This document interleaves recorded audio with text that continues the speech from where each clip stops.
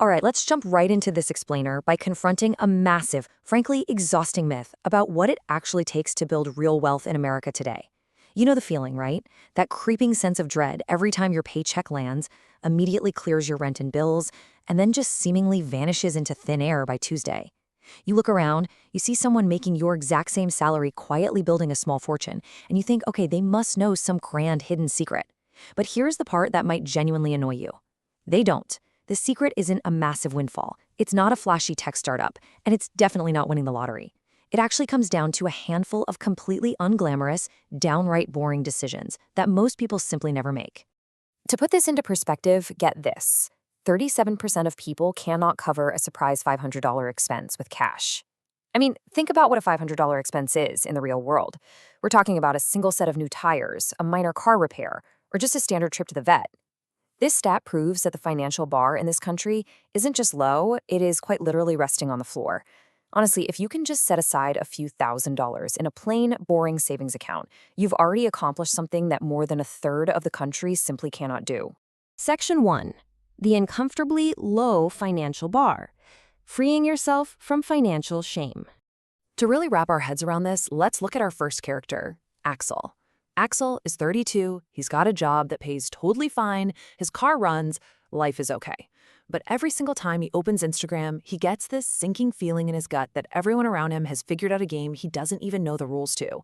He assumes the folks with the nice houses and spotless kitchens have some inside scoop. But in reality, Axel's just paralyzed by inaction. Case in point, he literally has a 401k enrollment form sitting in his email inbox right now that has been marked unread for 3 solid years. So the absolutely crucial takeaway here is that you do not need to be a financial genius to lap the pack.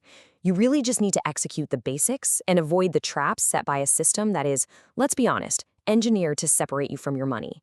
The true bar to clear is shockingly simple. Become someone who saves consistently, invests in boring index funds, and dodges those everyday financial landmines. If you just do that, you don't merely inch ahead of the majority, you leave them completely in the dust. Moving on to Section 2, why income is not wealth. The trap of the high earner. Now, let's contrast Axel with Julian, our high-earning second character. Julian makes double what Axel makes. He's got the lifted truck, the boat, the fancy watch, the massive kitchen island, the whole shebang. If you saw him at a neighborhood barbecue, you'd think Julian absolutely won the game of life. But Julian is, in the most technical, literal sense, completely broke.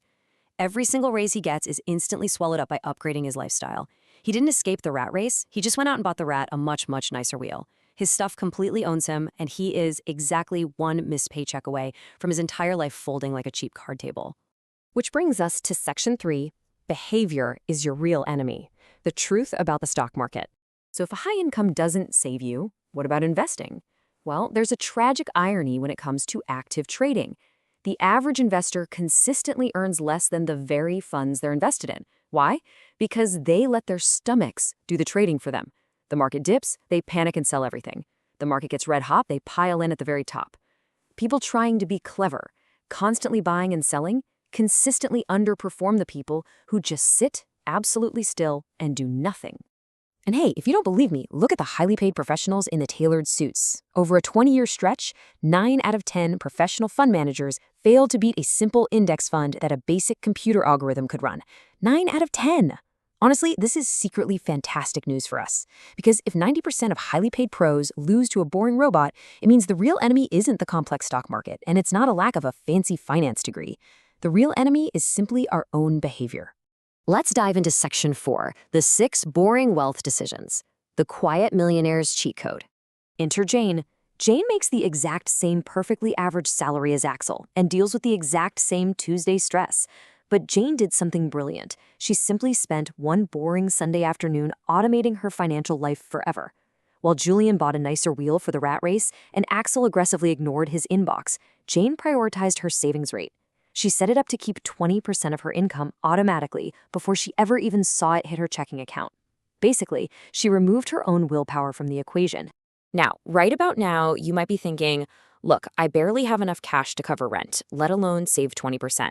And you know what? That is completely fair. So let's reframe this entirely. If you don't have 20% right now, the goal is to save whatever you can today, even if it's literally just $25 a month.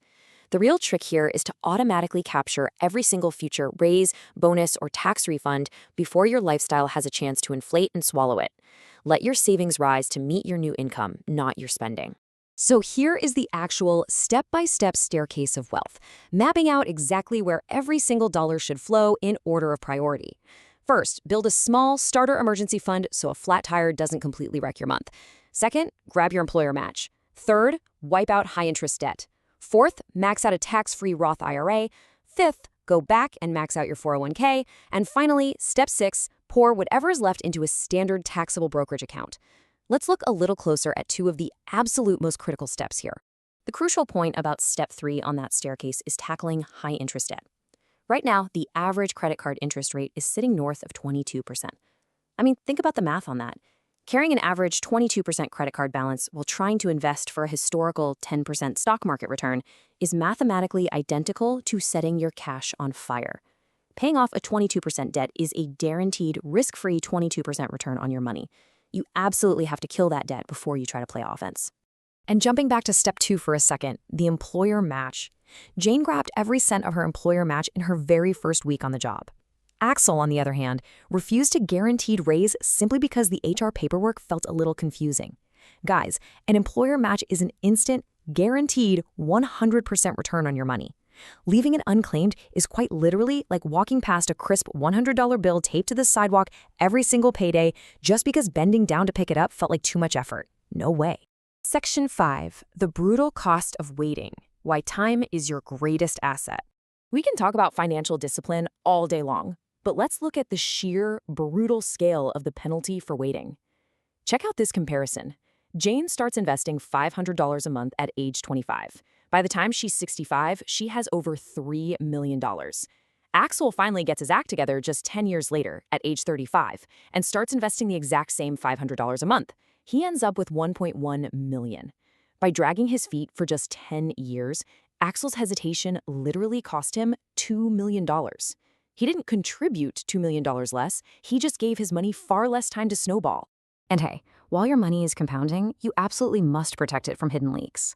Whatever you do, buy cheap index funds. Please do not fall for those actively managed funds your bank might aggressively push on you. Paying a 1% fee sounds tiny, right? Just 1%. But over 30 years, that 1% fee can quietly eat north of $200,000 out of your final retirement number. Paying an active management fee for worse performance is like hiring a valet specifically to dent your car and then giving him a generous tip for the privilege. Finally, Section 6, building a quiet, wealthy life. The true purpose of money.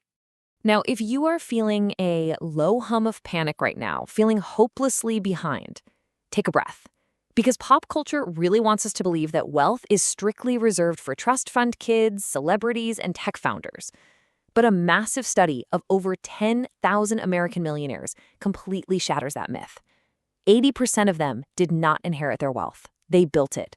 And they didn't do it with exotic jobs or secret market timing. They were ordinary teachers, accountants, and engineers who just made boring decisions early in their workplace retirement accounts and let time do the heavy lifting.